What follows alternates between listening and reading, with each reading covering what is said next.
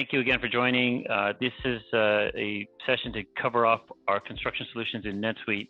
One of the really interesting things about the construction space is how there's not a lot of applications out there that do everything from the financials to the job costing to the resource management, as well as provide a SaaS platform and a fully capable and integrated or fully capable of integration platform as well. So that means you can extend it, you can add other applications that you want, and we're going to cover a lot of that for you here today. As Maddie mentioned, I'm joined with my esteemed colleagues Paul McDonagh and Kevin Comoletti as well. All of us have extensive NetSuite experience, extensive solutioning experience, and architecture experience. We are happy and hopeful to give you a chance to share some of our vision and some of the cool capabilities that we built out in the system to present to you today around how to manage a construction job.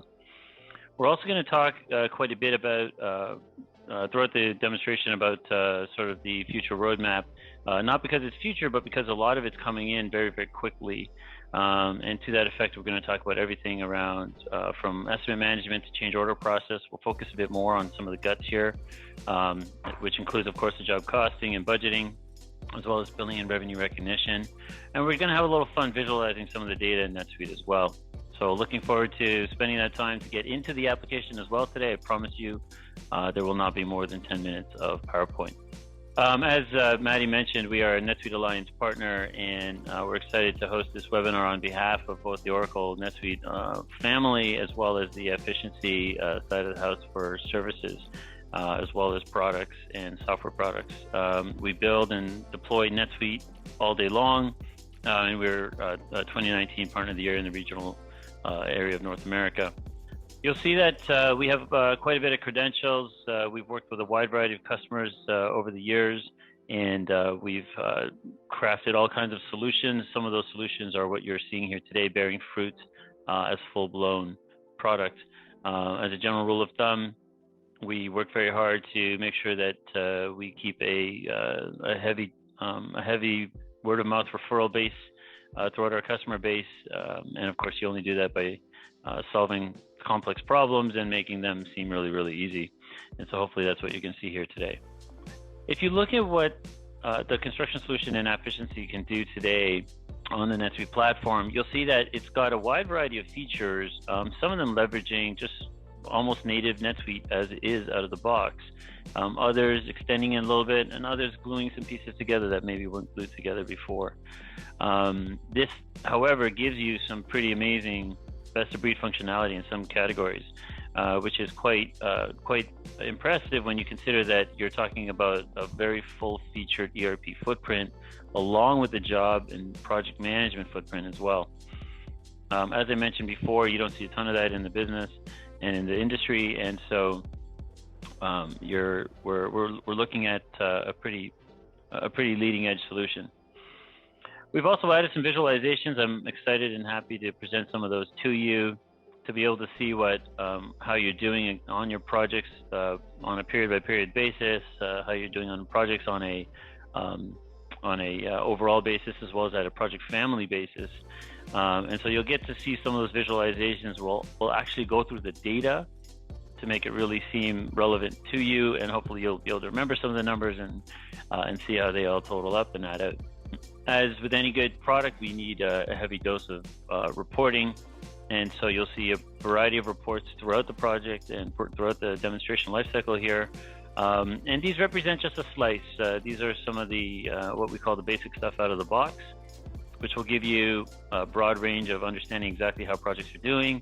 And again, you'll see how we do and manage roll-ups as well as change management, change orders. Every construction project that I've ever been part of and had to set up and support had changes at some point or another. And being able to present that effectively matters a lot, but on the back office side, it really matters to be able to track the actual profitability after the change orders are completed too. You'll see a multi-estimate capability in the system as well. This is probably a cutoff view, but you'll see that multiple estimates can be used, and we will take you through a live example of that as well.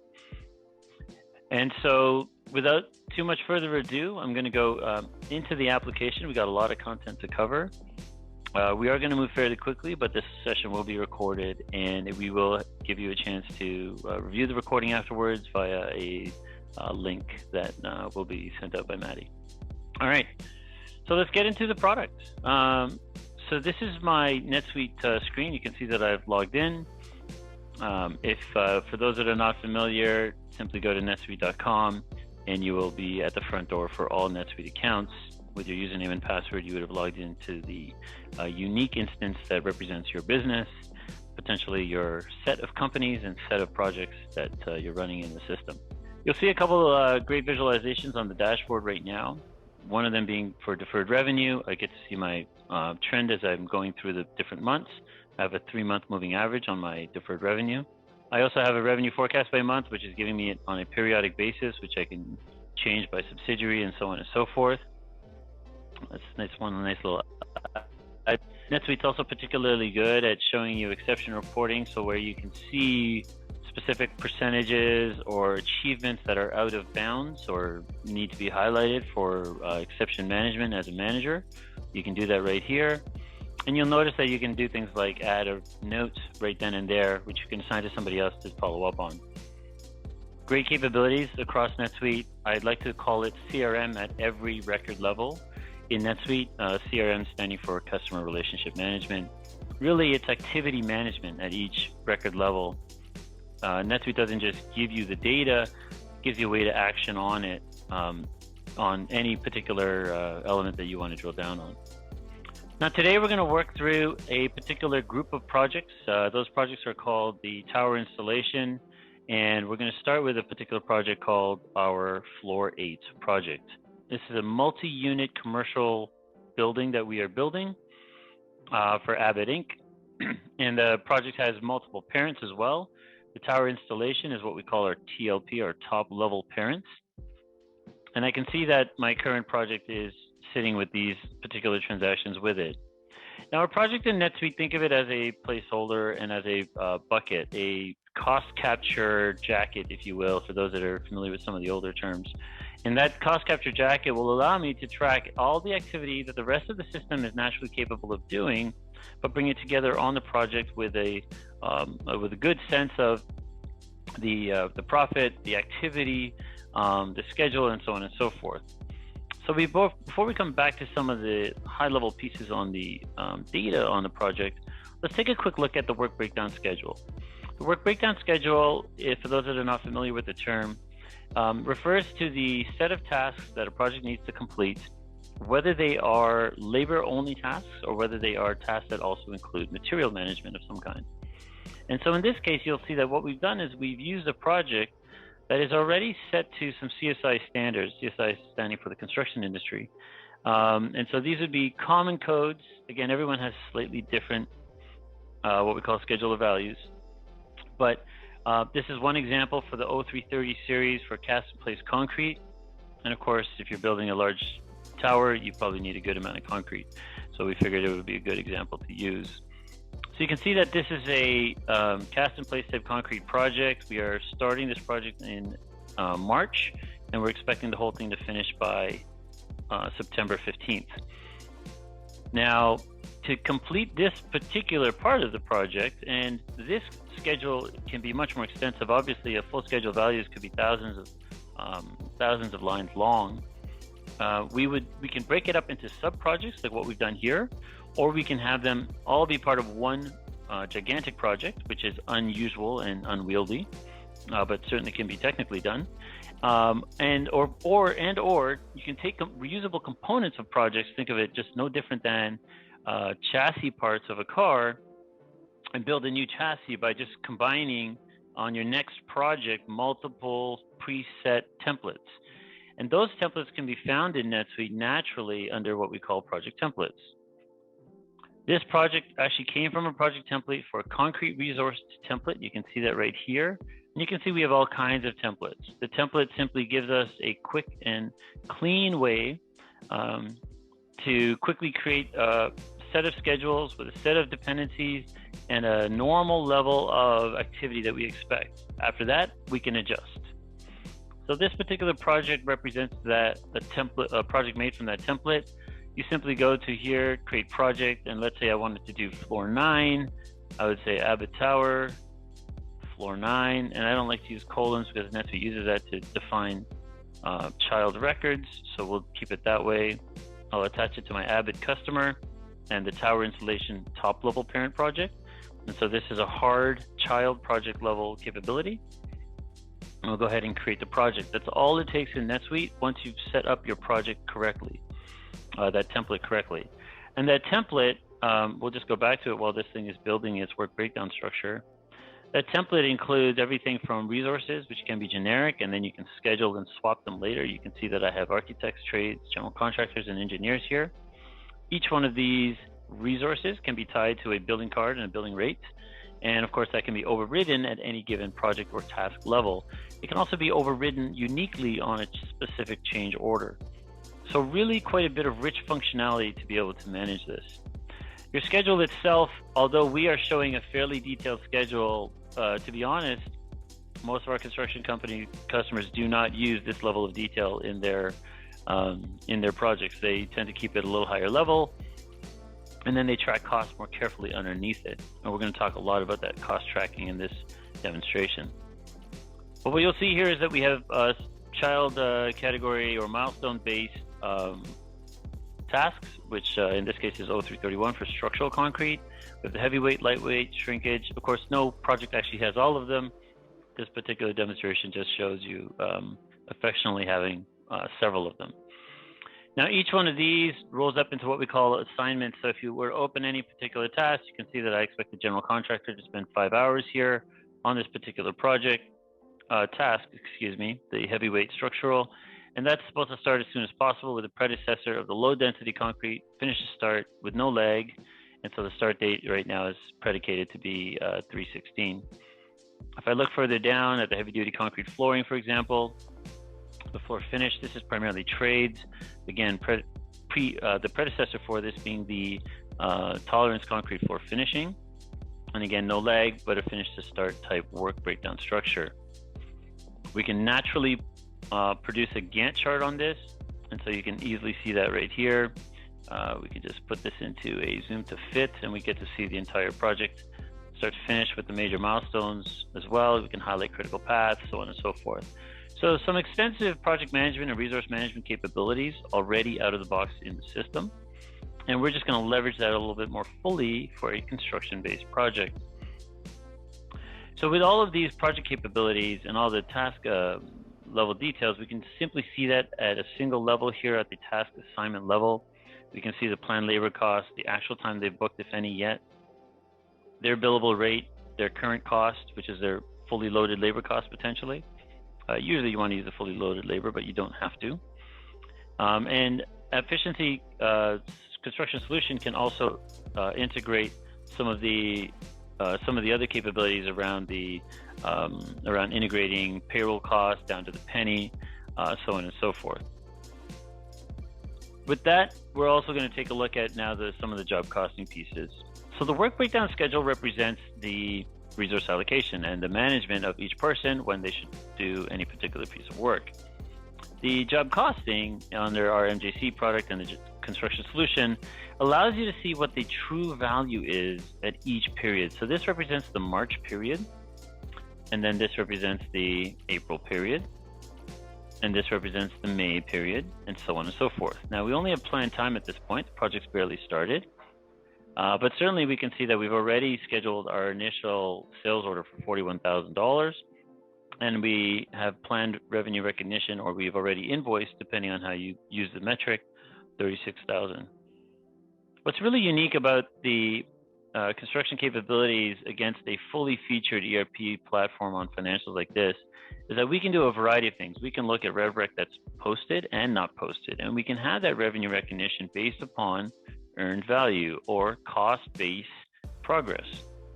How do we do that? Well, we use the capabilities here that we see in the periodic, and we drive something called the cost incurred percentage. The cost incurred percentage comes directly from a periodic budget. So the budget represents, in the first 8 columns, the first 8 columns here represent everything that matches directly with our other 8 metrics, which was the order, revenue, so on and so forth. So out of the box, the solution tracks 8 major metrics. Again, these are fully configurable, they're fully parameterized. It means that whatever is your formula can be accommodated in this, and we can expand beyond 8 as well. So you see, in this case, the main metrics I care about in a project happen to be sales order values, so that this is my total contracted value of the project, the actual revenue I've recognized so far based upon any combination and calculation against any of my metrics in each period, the purchase order values, so this would be basically any material, subcontractor, or otherwise external party purchase goods and services that make up part of the cost side of the project, potentially part of the revenue side as well, of course. Out-of-pocket expenses, the value of my planned time to apply as labor, and then my actual time and its value when I actually execute that time and make end time entries. My material WIP, so any material that I use and consume throughout the project that is not directly either purchased or becomes an expense, that would remain as WIP, and when it moves in and out of that category, it'll move into the correct other category in the project metrics here. And then finally, assets. As we know, many projects require machines and many projects require assets which can potentially depreciate, and that depreciation we would want to potentially accrue into the project metrics overall as well. So that's what the primary MJC metrics do, the material job costing metrics, and they allow you to track a percentage against a total budget. The budget here is set, and it's got, for a little bit of redundancy, it has the totals which run down the whole length of it, plus the periodic level budgeting as well. So we're expecting our labor to actually cost $8,000 in March, April, May, and then run down to $1,000 in June and July, and then back up to $8,000 to wrap up the project in August and September. That's our 9 months here, or 6 months, excuse me. And in this same sense, we see a percentage of progress against it. And at any time, we can simply update the project metrics in real time simply by clicking this button to get there. You can always do this. Most of the time, this is set to run either daily or hourly in the background. No need for users to be clicking buttons if they don't need to, and you can take them all away. But from a demonstration perspective, it's nice to see immediate changes happen live in front of your face. So that's why we're creating these. We have these particular convenience buttons for an up to the second real-time assessment of the project's progress. And so we see that here. We did see some changes in the percentages, which makes sense because I adjusted the budget recently. And I'm going to see myself blow way over budget here. You'll notice my sales order value went up from 41 to 68. I still haven't recognized my revenue, so it sits at 36 open. Now, all of these percentages based upon these metrics that we create and any formula you want to apply to them, drive NetSuite's natural ARM and ARM being Advanced Revenue Management capabilities. Now, that's very valuable here too, so you will be able to understand and see how your project is progressing against that. And then you'll also be able to look at your header level capabilities. So once you update your job costing, we'll get to see that run as well. And that should tell you exactly how the project is doing at the header level. And we can use that later for flat reporting as well. So all of these things provide a significant level of review into the job costing here, and you'll see that right here. So my total sales order value right now is 68,000. My planned time is going to be billed out at about 65, so I really don't have a lot of expenses or material expenses in this particular project. And right now my other metrics are running at 0. So that gives you some quick idea of how the project-based capabilities of NetSuite work. And then we're going to now take that to how does it interact with the regular transactions of NetSuite and why that's important. So we'll look next at our estimates. So we have a variety of estimates linked to this particular project. These estimates, as you'll see, are made up of several different iterations as I made changes to the project schedule and the project values. So in this case, I added some time under my architectural concrete task, the lightweight architectural concrete task. I've added some time for the general contractor and the architect. Now, what's interesting about this is that this is actually the result of several changes to the initial estimate, which we contracted out at our budget of $41,000, if you recall that number. So when I look at and print the estimate versions, this will give me an immediate sense of all the changes I've made to date. And you get to see that right here in one screen, in one PDF that you can easily share with your customer. A quick way to be able to express to them the changes that have happened in the project so far, and of course, why they are at the dollar value they are. It makes justification and change management of the project much, much easier. And so we'll go ahead and take a look at that in a little bit more detail. What you'll see is my initial quote was for 16, my initial quote number 16 was for $41,000. The second quote was for an additional $9,000. Where did that $9,000 come from? Or almost 10 actually. As you'll see that down below here, and this is estimate 16, the first column. Estimate 17 is the second column, and I can see where the 9,000 came from. It came from some more data and information management. Now, if I was to actually look down and drill down to estimate 17, we can simply go to estimate 17 in our system here. And when I look down to 17 and see the details, and you can roll up these PDFs in any way you'd like. That's just our quick version of it. You'll see that we actually decided to add a server into some of the information management, maybe because the building wanted to upgrade and move to a more modern day, fully automated security system or something else, and it was needed. Regardless, the change was tracked here as a material. This is a inventoried or potentially manufactured item that can leverage all of NetSuite's normal inventory and manufacturing capabilities, but it's here on the project and accruing to the overall cost and value of the project as well. It's tied to a specific sales order, and that sales order for every change made would continue to accrue net new items. So this is the original labors that we expected, and then we went further down, and there's our SunSpark server, and then there's our new changes as well. So all of the changes in estimate 16, 17, 19, and 24, I think. 16, 17, 24, and 27 are all now included in a single sales order. And so this number comes up to 72,000, but the customer can easily see where our changes came from, in which category. And you'll notice the resemblance of this to our work breakdown structure in our project. Sure enough, there's a direct tie back between every line on the estimate and its grouping to the project work breakdown structure, which means that you're going to be able to have a chance to understand where your changes are before you send them to the customer, of course. But when the customer sees it, it's easily justifiable, and you have a more detailed record behind you in the system if you want. And of course, you can present them the entire detailed picture at any time with either report, or you can modify this estimate so you have two versions if that's the deployment choices you want to make. So a very powerful way to manage all your change management, useful for all kinds of services companies, not just construction, but certainly in construction where material costs can change dramatically throughout the project. And of course, your trades will submit things to you last minute that you didn't expect. If you're in more of a allied services space, and you have field work that has surprises, as it always will, this also helps with that. So the net is that you can use all of NetSuite's core order, estimate, and transactional functionality to get to the final contract as well. Now you'll notice that my sales order, for those that are astute, is sitting at 68,000, and my current active estimate is actually number 24.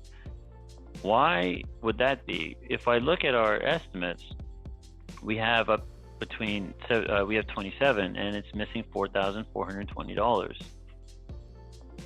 So I can simply take my estimate 27 and add it to my sales order with a click of a button. So I simply update the sales order, and now what I've done is I've taken the acceptance of the contract on the estimate I've taken the acceptance of the change order and moved it onto my contract, and thereby I have now created a brand new contract that's 72,000. And so if I go back to my sales order and refresh it, I've added the lines that make up the extra hours and effort, and now my order and my change management estimates are lockstep in sync to the penny. Now, Ned mentioned that NetSuite has what I call CRM at a record level. So if you needed to go back and forth, this demo is not really about all of the CRM capabilities of NetSuite. That's a great demo to have, though. It's extensive. But you can do email attachments. You can send templates. You can track calls, make tasks, keep notes, and attach files throughout all of your process. And this is at each estimate level. So that means that you have multiple estimates, multiple change orders. Each change order has its own quote-unquote activity history that will live with it.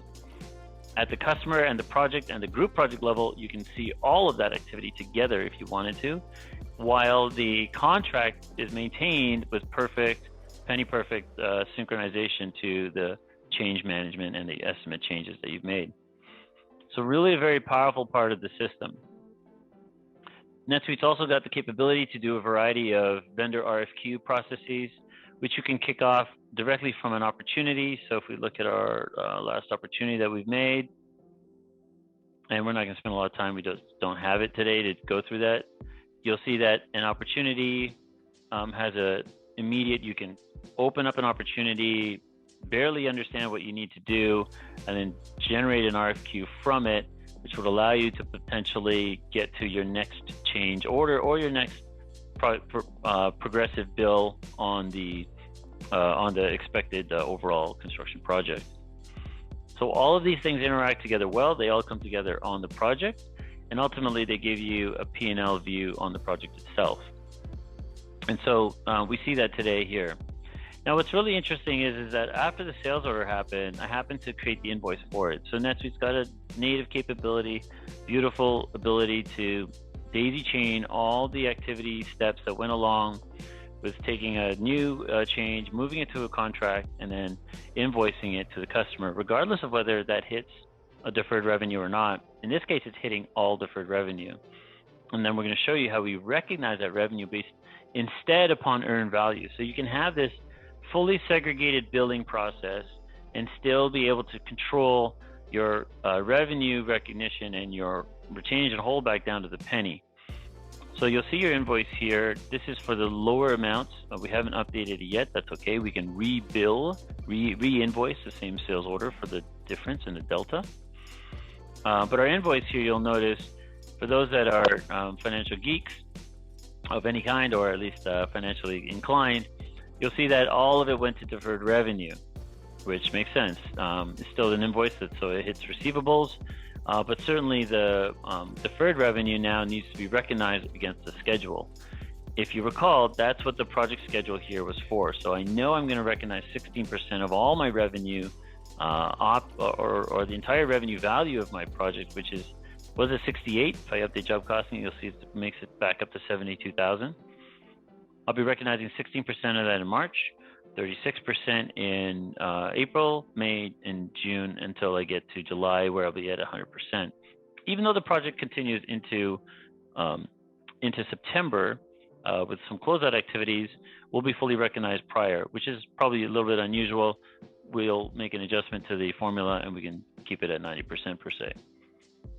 Now, with all of those details, we could generate an AIA bill. For those that are not familiar with this, this is just a sort of a statement where there's a retainage component to it. And you'll see that I haven't fully, this project hasn't gone through all its stages, and so it hasn't finished all its numbers, but you'll see that the original project was 41. We've added 31. We're at 72,655, which is the number you saw on the sales order. This is for our floor 8 against the contract 453. And so now we're able to get customer sign off and quickly report back to the customer any of that retainage. And then we can set a retainage earning percentage amount. And for those that may not be able to see, we'll drill in a little bit.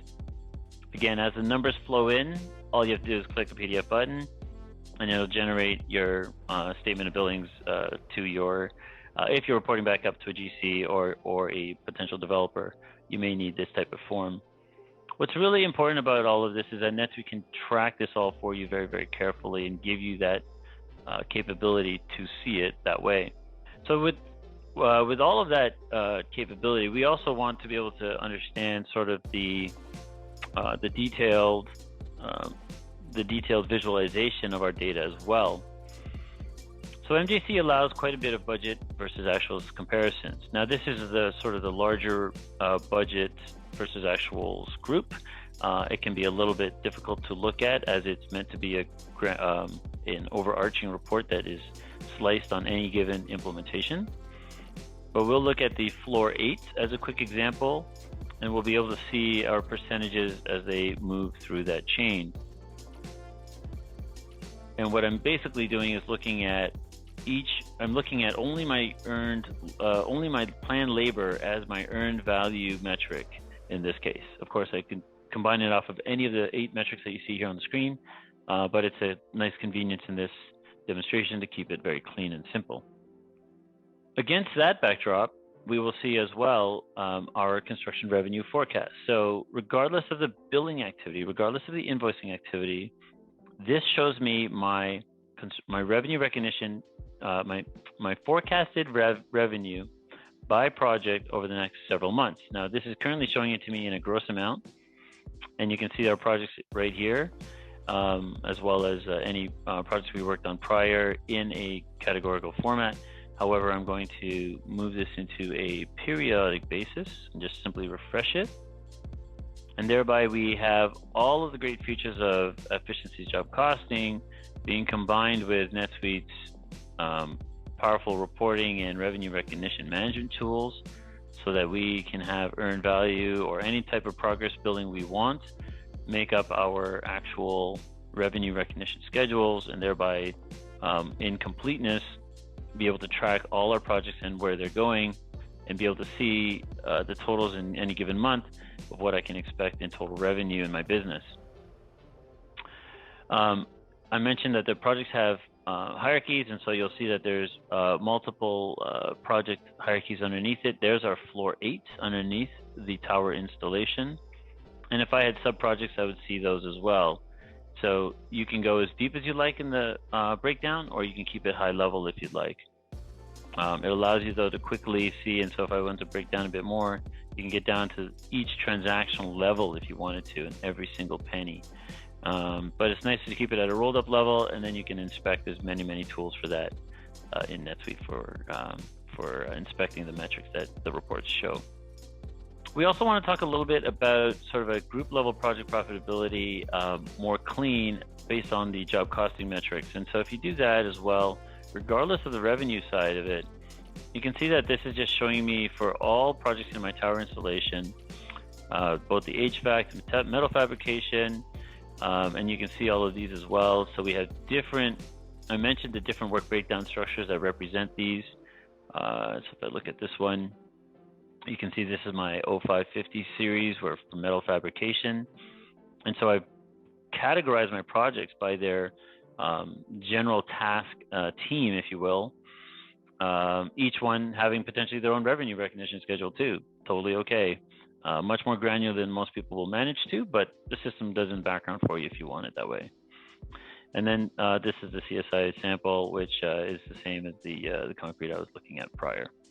So just a nice way to create all these project pieces, and then over time, your estimating will get better too, because you'll be able to see the performance by groups of project types.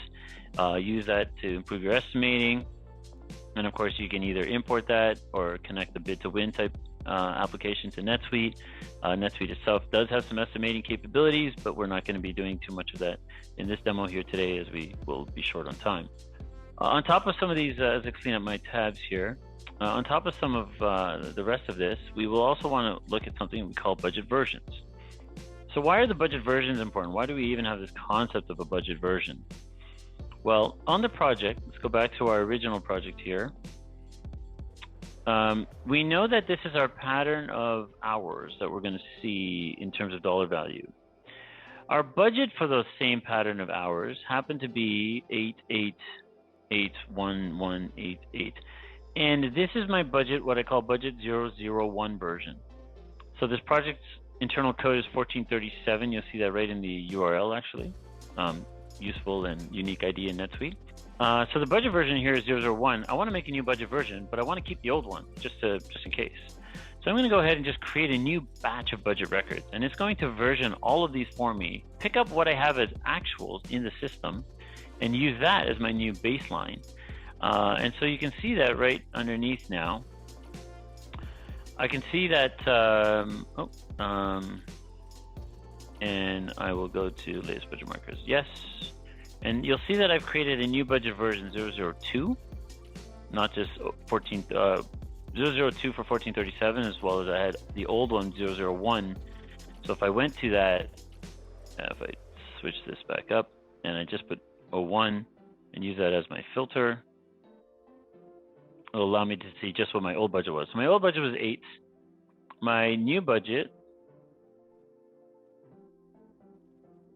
I'll use this one for now. Use different ways to filter the same stuff. Now my budget's quite a bit more. I have 65,000 in total budget labor.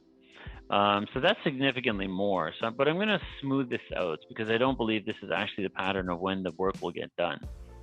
Now I have 2 choices. I could do it in different screens, but we have a specific screen set for this. So you simply put in your budget version and you immediately filter. And now I can do it in a list view, very much like Excel. So I know I need to hit around 65. That's what the actuals are looking like. I want these guys to complete a little bit quicker. I'm charging for more, but I want them to complete a bit quicker. So I'm going to try and hit a 64,000 range. So that's going to be 8,000 here. And so I can put my 8,000 like this, and I can copy past it into each cell. Whoops, excuse me. Or I can do this immediate peanut butter spread this way as well, and I can put in 8,000, and I just auto-fill it all up. Refresh my screen, I get a new total. Oh, I'm at 64, nice and clean, great. And so now this is my latest budget, and off I go, and I can create different budgets and multiple budgets per period, per metric for each project. The whole thing rolls up to a total project if you want. And now back on the project, when I look at it, I can have a little fun with the visualizations. So if I go to my visualizations in high charts, I can see total cost. And again, this cost red will go up as I go through my budget. I can see my revenue progress and my cost progress as a colorized bar chart against each period of the window that I'm looking at for my project. I can see by performance against each metric in the period as well. And more importantly, these are my favorite lines. I can see where my cost trend is going to be breached. So my cumulative actual cost is the green line. The cumulative budget cost, which I smooth peanut butter spread at 8,000 per period, is this steady slope. And so you get to see that I'm actually going to breach my line. I'm going to be under my line thinking I'm doing great up until June. Then all of a sudden in July, I'm going to go way over. So this is a very good, simple way to find out where I'm going to see a change in my behavior in the project. Not only can I use this on a visualization perspective, I can act on it. So I can act on it by going to my home dashboard, and I'm going to just change this particular search I made, project budget thresholds. And we're going to pick it up specifically for when does my budget exceed, when do I breach my budget in my planned labor category? And so we're going to simply do that by looking where we have our metric 5 is against the percentage of the total. So we'll use this one. So I know what my budget 5 metric is, and I'm looking at that particular metric because, and again, you'll relabel these, they'll be more contextually meaningful to you, but I know that number 5 just happens to be my plan time. So this is 1, 2, 3, 4, and 5. Okay, so plan time is what I'm looking at. And so I'll simply take my plan time and I'll look for a particular time, and this is where you can use NetSuite's really cool and simple formula capabilities to simply pull in a formula where I look at what is my, so I will be going to my periodic record here and pulling in what is my MJC metric 5 actuals. So that's what the field represents, looks like in SQL for those that like to play around with formulas. I'll match it up against whatever my budget 5 was for that particular period. And by not picking the totals, I picked it on a periodic basis. And I'll simply say planned labor, forgive the Canadian spelling, excess or under, and this will be my percent calculation here. So I'll just rerun my report and look at it that way. Nope, it says I have a divide by zero error potential. And so that's because I'm searching all budgets. So I'll just make sure that my none of my actuals are zeros. And I simply do that by having a little more fun at the periodic level and making sure that my criteria, that none of my actuals are 0. So just make sure that they're greater than 0. Rerun that, and I'll just get to see those where I have a metric and it seems to matter. Sure enough, we're going to end up seeing our particular budget area, but I'm highlighting something else right now. So let me change my highlight so I can catch up with the logic of what I'm trying to capture. And go to my highlighting tab. And so instead of this metric, I want to take a look at when do I see, and this will be my formula here. And so my formula would be, this is the same formula that I used in my actual search. So this is going to be my budget divided by the actuals. And I think as I think through it, I might have done that slightly wrong. So if my actuals are larger, then I'm going to be under 1 as a percentage. So that's okay. I'll just do a negative concept here. So where I'm less than 1, I want to highlight that.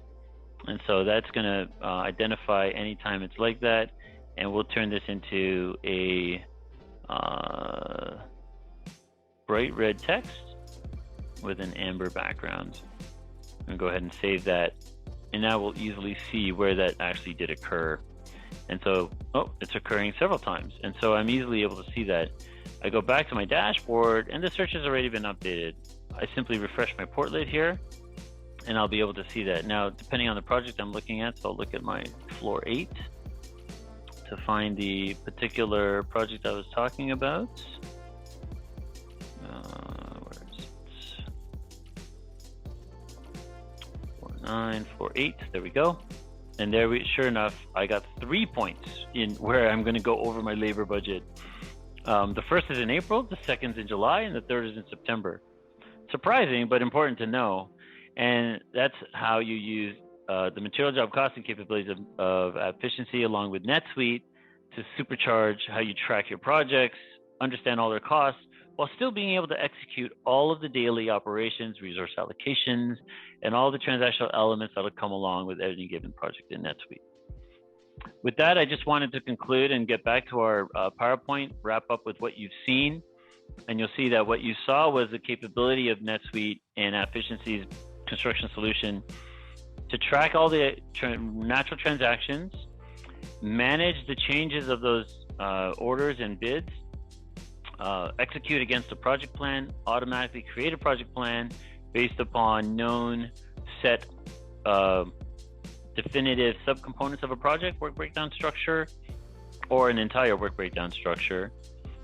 Complete and manage that bid against the contract, have that contract drive revenue recognition, billing, and invoicing, and add in all the other metrics the day-to-day, which we didn't see enough of it unless you want to do a day-in-the-life demo where you could add in your labor and add in your expenses and add in your material costs. But we saw that all roll up into a singular project. We saw it visualized in a project versus in a budget versus actuals environment at each period level with multiple budget options. And at the end of it, we have a unified system that allows you to truly track an entire construction project soup to nuts in a single system and still have the capability to integrate with some of your favorite point solution apps like a bid or a payroll or something else. So hopefully you had a great time going through the demonstration as I did with you. I'll just leave you with a few sort of small features of what we have and a contact us slide And now we'll open up for the last 10 minutes for questions, hopefully right on time for all of you. Thanks, Johnny. So if there are any more questions, I know we had one during the presentation, we can go ahead and take those in the chat now. Okay, so I got one here for you guys. How detailed is the project management? Could you speak to that, Johnny? Yeah, absolutely. So the project management can get very, very detailed. It depends on the level of effort you're willing to put into the project. This is true of all project management applications, I think, at some level. But you can get down to multiple ways to track time against a single task in NetSuite. So allocated time, assigned time, actual time, allocated time, unapproved time, with time, so on and so forth. And then you can actually get fancier than that as well if you really wanted to. You can also live at a much higher level if you want to. So the answer is that you can go very, very deep, or you can live much higher. You can just have a general resource allocation for a project and say, I'm assigning Brad, Dave, and Aaron to this project, and they're going to be running it throughout all 6 months. And I'm just going to give them a blanket set of hours. So you have all of those options in NetSuite's normal project management capabilities, and the construction job costing capabilities of Appficiency will just capture it all. Awesome. Thanks, Johnny. So follow up to that question. Currently, we have someone on the call using Procore, yeah. So what is the difference between Procore and NetSuite? Can you tell us? Yeah, absolutely. So the major difference between Procore and NetSuite is that NetSuite on the Procore resource allocation and field type, managing your resources capabilities is going to be relatively par. Procore will have a few more